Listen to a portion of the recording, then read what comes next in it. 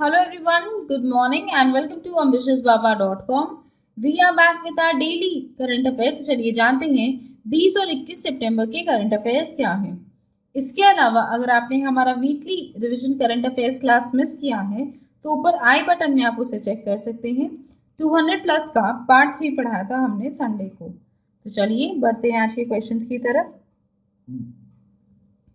पहला सवाल, इनमें से किस राज्य सरकार ने हाल ही में मुख्यमंत्री महिला उत्कर्ष योजना शुरू की है? 5 ऑप्शन है हमारे पास। तो चलिए the answer is D, Gujarat. Gujarat के मुख्यमंत्री ने हाल ही में शुरू की है मुख्यमंत्री महिला उत्कर्ष योजना। इसके तहत वो इंटरेस्ट फ्री लोन्स प्रोवाइड करेंगे गुजरात की महिलाओं को और इससे उनका अनुमान है कि 10 लाख वुमेन्स को फायदा होगा और इसके लिए ऑलरेडी 1000 करोड़ रुपए सैंक्शन किए गए हैं। तो चलिए जानते हैं डिटेल्स। तो जैसा कि हमने क्वेश्चन में ही पढ़ा है कि गुजरात के मुख्यमंत्री विजय रूपानी जी ने लॉन्च की है मुख्यमंत्री महिला उत्कर्ष योजना, जिसके तहत वो इंटरेस्ट फ्री लोन्स प्रोवाइड करेंगे इन वुमेन्स ग्रुप को। तो कुल मिलाकर 1 लाख ग्रुप का गठन होगा। 50,000 जो ग्रुप्स हैं वो फॉर्म किए जाएंगे अर्बन एरियाज में और 50,000 ग्रुप्स फॉर्म किए जाएंगे रूरल यानी कि ग्रामीण इलाकों में। और इसमें इंटरेस्ट फ्री लोन की जो धनराशि है वो रहेगी 1 लाख रुपए, जो कि प्रोवाइड की जाएंगी इन 1 लाख विमेन JLEGs को, यानी कि जॉइंट लाइबिलिटी अर्निंग ग्रुप्स को। और ये 1 लाख जो ग्रुप्स रहेंगे इसमें 10 विमेन्स ईच रहेंगी, यानी कि कुल मिलाकर 10 लाख विमेन्स को 1 लाख रुपए करके दिए जाएंगे। और ये जो इंटरेस्ट अमाउंट है ये सरकार, राज्य सरकार बियर करेगी। तो चलिए अब बात करते हैं गुजरात के बारे में। गुजरात का कैपिटल है गांधीनगर। उनके गवर्नर का नाम है आचार्य देवव्रत और उनके मुख्यमंत्री का नाम है विजय रूपानी। चलिए बढ़ते हैं अगले क्वेश्चन की तरफ। दूसरा सवाल, उस केंद्रीय मंत्री का नाम बताइए जिन्हें हाल ही में फूड प्रोसेसिंग इंडस्ट्रीज मिनिस्ट्री का एडिशनल चार्ज दिया गया है। 5 ऑप्शन है हमारे पास। तो चलिए द आंसर इज ई, नरेंद्र सिंह तोमर। नरेंद्र सिंह तोमर को दिया गया है additional charge of the food processing industries ministry. चलिए जानते हैं डिटेल्स। तो हमारे राष्ट्रपति श्री रामनाथ कोविंद जी ने श्रीमती हरसिमरत कौर बादल का जो रेजिग्नेशन है वो एक्सेप्ट किया है और उसके बाद एक प्रेस कम्युनिकी इशू की गई थी राष्ट्रपति भवन द्वारा, जिसमें हमारे एग्रीकल्चर मिनिस्टर श्री नरेंद्र सिंह तोमर जी को एडिशनल चार्ज दिया गया है of the ministry of food processing industries. इसके अलावा जो उनके एग्जिस्टिंग पोर्टफोलियोज हैं वो भी उनके पास रहेंगे। तो चलिए आगे बढ़ने से पहले हम बात कर लेते हैं कि हरसिमरत कौर बादल ने इस्तीफा क्यों दिया है। तो हाल ही में हमारी केंद्रीय सरकार ने पार्लियामेंट में प्रेजेंट किया था 3 फार्म बिल्स। उनके विरोध में हरसिमरत कौर बादल ने इस्तीफा दिया है क्योंकि उनका ऐसा मानना है कि ये जो बिल्स है अगर ये पास हो जाएंगे तो इससे हमारे किसानों का बहुत नुकसान होगा। तो चलिए अब बात करते हैं कौन कौन से मिनिस्टर के पास कौन कौन से मंत्रालय हैं। हमारे ministry of consumer affairs, food and public distribution के मिनिस्टर हैं श्री रामविलास पासवान। हमारे minister of agriculture, farmer welfare, ministry of rural development, ministry of Panchayati Raj है श्री नरेंद्र सिंह तोमर। और इसके बाद अब उन्हें दिया गया है ministry of food processing industries का एडिशनल चार्ज। इसके अलावा श्री रविशंकर प्रसाद के पास है ministry of law and justice, ministry of communications, ministry of electronics and information technology. Shri Thawarchand Gehlot हैं हमारे minister of social justice and empowerment. Shri Ramesh Pokhriyal Nishank हैं हमारे minister of human resource development. और श्रीमती स्मृति जुबिन ईरानी है हमारी minister of women and child development and minister of textile. चलिए बढ़ते हैं अगले क्वेश्चन की तरफ। तीसरा सवाल, इनमें से किस बैंक ने इंट्रोड्यूस किया है लीड मैनेजमेंट सिस्टम यानी कि LMS iLead 2.0, जो कि है इंस्पायरिंग लीड सिस्टम वर्जन 2.0, जिसके तहत वो अपने कस्टमर सर्विसेज को बूस्ट करेंगे। 5 ऑप्शन है हमारे पास। तो चलिए the answer is D, Canara bank. Canara bank ने अपने कस्टमर सर्विस को बूस्ट करने के लिए लॉन्च किया है iLead 2.0। इसके तहत उनके जो कस्टमर्स हैं, चाहे वो नए या पुराने हैं, वो इस फैसिलिटी का लाभ उठा सकते हैं और इंक्वायरी वो कर सकते हैं इंटरनेट बैंकिंग से रिलेटेड या फिर मोबाइल बैंकिंग से रिलेटेड। इसके बाद एक यूनिक रेफरेंस नंबर जनरेट किया जाएगा और वो जो यूनिक रेफरेंस नंबर है उसमें जो भी काम होता रहेगा, यानी कि स्टेप बाय स्टेप उन्हें एसएमएस या कॉल के माध्यम से उसकी डिटेल्स देती जाएंगी कस्टमर को। तो चलिए जानते हैं डिटेल्स। तो जैसा कि हमने क्वेश्चन में ही पढ़ा है कि जो पब्लिक सेक्टर लेंडर है कैनरा बैंक ने लॉन्च किया है एलएमएस यानी कि लीड मैनेजमेंट सिस्टम आई लीड 2.0 और ये बैंक ने ये अनाउंसमेंट की है कि ये जो नया इनिशिएटिव कैनरा बैंक लेके आ रहा है इससे उनका जो कस्टमर सर्विस है वो और ज़्यादा बूस्ट होगा और इसका मकसद यही है कि उनके जो रिलेशनशिप्स हैं चाहे नए कस्टमर्स के साथ हो या एग्जिस्टिंग कस्टमर्स के साथ हो वो और ज़्यादा बढ़े और सस्टेन कर सकें। इसी के लिए वो नई ये इनोवेटिव चीज़ लेके आ रहे हैं क्योंकि इस टाइम वो प्रॉफिट गेन करना नहीं चाहते बल्कि उनका मकसद है कि अपने कस्टमर्स को बेहतरीन सर्विसेज प्रोवाइड करे चाहे वो भारत के किसी भी कोने में हो। चलिए बढ़ते हैं अगले क्वेश्चन की तरफ। चौथा सवाल, चीनी फर्मों द्वारा स्नूपिंग की रिपोर्ट की जांच के लिए हमारी गवर्नमेंट ने एक विशेषज्ञ समिति का गठन किया है, उस एक्सपर्ट कमेटी के अध्यक्ष कौन है? 5 ऑप्शन है हमारे पास। चलिए द आंसर इज ए राजेश पंत। राजेश पंत उस एक्सपर्ट कमेटी के हेड हैं जो हमारी सरकार ने गठन की है। तो चलिए जानते हैं डिटेल्स। तो जैसे कि हमने क्वेश्चन में ही पढ़ा है कि इस कमेटी के अध्यक्ष हैं राजेश पंत जो कि है retired lieutenant general Rajesh Pant जो कि भारत के चीफ कोऑर्डिनेटर है ऑन साइबर सिक्योरिटी। तो वो ये स्नूपिंग जो हो रही है अगेंस्ट चाइनीज फर्म उसके ऊपर ये एक रिपोर्ट तैयार करेंगे और 30 डेज के भीतर उसे सबमिट करेंगे। तो ये मैटर उन्होंने लिया था अपने चाइनीज एम्बेसडर टू इंडिया के साथ और इसी के लिए हमारी सरकार ने 17 सितंबर को इस कमेटी का गठन किया है जिसके अध्यक्ष हैं हमारे नेशनल साइबर सिक्योरिटी कोऑर्डिनेटर। तो जो भी रेवलेशंस किए गए थे इन चाइना वॉचिंग, ये इंडियन एक्सप्रेस की एक इनिशिएटिव है जिसमें जो शेंजन बेस्ड कंपनी है उनका ऐसा मानना है कि वो 10,000 भारतीय इंडिविजुअल और एंटिटीज को मॉनिटर कर रही है और उनके लिंक्स हैं चाइनीज गवर्नमेंट के साथ और उन्हें वो ये डेटा दे रही है। इसमें भारत के प्रोमिनेंट लोग हैं जैसे कि हमारे प्रेसिडेंट श्री रामनाथ कोविंद, हमारे प्राइम मिनिस्टर श्री नरेंद्र मोदी, इसके अलावा हमारे आर्मी चीफ का भी डेटा एट रिस्क है ऐसा माना जा रहा है और कई सारे की इम्पोर्टेंट पर्सन्स है चाहे वो ऑपोजिशन को बिलोंग करते हो या अपनी फील्ड में वो काफ़ी ज़्यादा अच्छे हो, चाहे वो जर्नलिस्ट हो या जुडिशियरी हो। सो इन सब जो ये आरोप लगाए गए हैं या फिर जो इंडियन एक्सप्रेस के द्वारा चाइना वॉचिंग में ये जो इंडियन एक्सप्रेस के द्वारा ये रेवलेशंस किए गए हैं इस पर जांच करने के लिए बनाया गया है राजेश पंत जी को प्रमुख और ये इवैल्यूएट करेगी कि ये जो इम्प्लीकेशंस है इस डिजिटल सर्वेलेंस के by the data information technology corporation limited इसके क्या इम्पैक्ट हो सकते हैं और ये हमारी कोई भी लॉ वगैरह वायलेट करती है या नहीं है और इससे रिलेटेड जो भी नेसेसरी रिकमेंडेशंस है उसकी रिपोर्ट तैयार करके वो सरकार को 30 दिन के भीतर सबमिट करेंगे। तो चलिए अब बात कर लेते हैं कि हाल ही में किन किन कमिटीज़ का गठन हुआ था और उनके अध्यक्ष कौन कौन हैं। तो प्रोफेसर दीपक बी फाटक है उस कमेटी के अध्यक्ष जो कि एनालाइज करेगी QR कोड के बारे में। नेशनल फाइनेंस रिपोर्टिंग अथॉरिटी के अध्यक्ष है प्रोफेसर R नारायण स्वामी। सेबी की रेजिक्स एडवाइजरी है उषा थोरट और IRDAI ने हाल ही में एक पॉसिबिलिटी एग्जामिन की थी कि श्योरिटी बॉन्ड अगर वो कॉन्ट्रैक्टर्स को दे सकते हैं या नहीं। उस कमेटी के अध्यक्ष G श्रीनिवासन।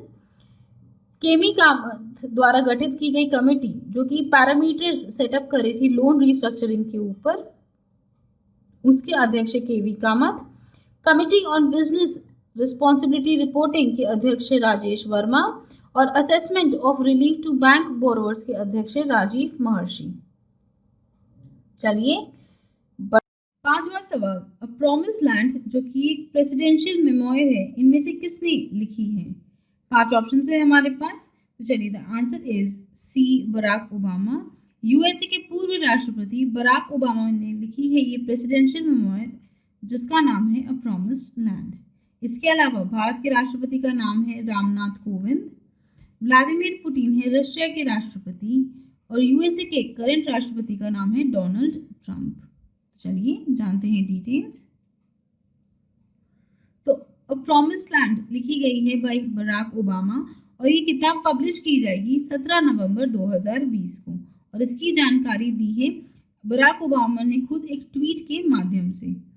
2 वॉल्यूम्स प्लान की गई है और पहला हिस्सा है ये जो पब्लिश किया जा रहा है 17 नवंबर 2020 को और इसमें उन्होंने लिखी अपनी जर्नी के बारे में as the president of the United States of America from 2009 to 2017।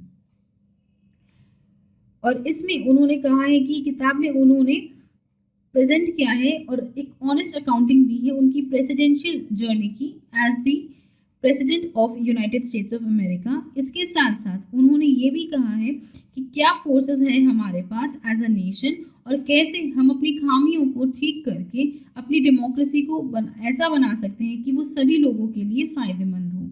और इसके साथ साथ ओसामा बिन लादेन को जब मारा गया था वर्ष 2011 में उसके भी कुछ इवेंट्स के बारे में उन्होंने चर्चा की है। तो चलिए बढ़ते हैं अगले क्वेश्चन की तरफ।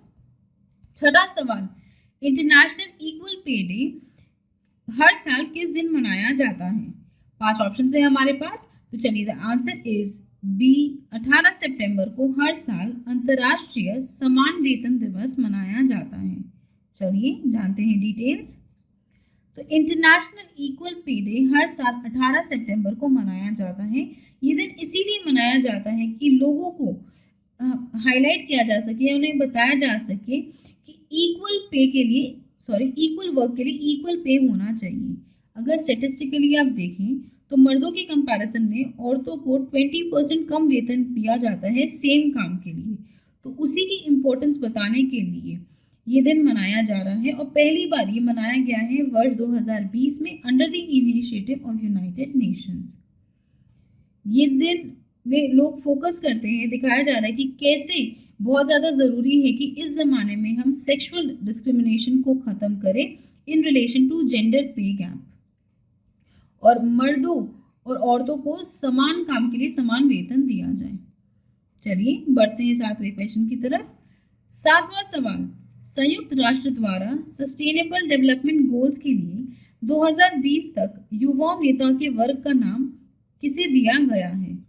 5 ऑप्शन है हमारे पास।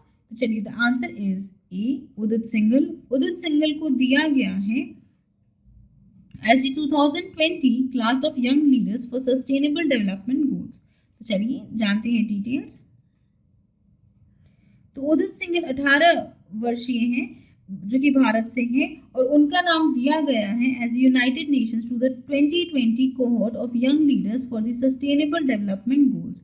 और ये एक हाईएस्ट प्रोफाइल रिकॉग्निशन अपॉर्चुनिटी है इस वर्ल्ड बॉडी के फॉर यंगस्टर्स जो ऐसे काम करते हैं मतलब जो दुनिया का काफ़ी ज़्यादा प्रेसिंग इश्यूज है उस पर काम करते हैं। तो जैसे कि हमने पढ़ लिया कि सिंगल को ये दिया गया है 2020 class of 17 young leaders for the sustainable development goals और ये फाउंडर है of the glass to sand. Delhi में जो ग्लास बॉटल्स है उसकी प्रॉब्लम काफ़ी ज़्यादा बढ़ते जा रही थी।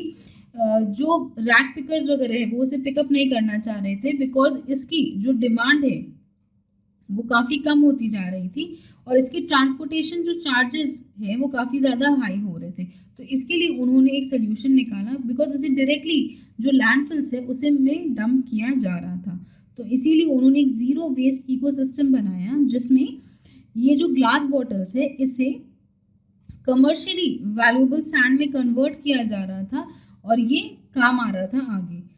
तो 2018 से उन्होंने लगभग 8000 जो बॉटल्स हैं उसे लैंडफिल्स में गिराने से रोका है और इसके लिए उन्होंने 4815 किलो का जो कमर्शियली वैल्यूएबल सैंड है वो बनाया है जो कि आगे कंस्ट्रक्शन वगैरह में काम आ सकेगा और उसे सिलिका भी कहते हैं।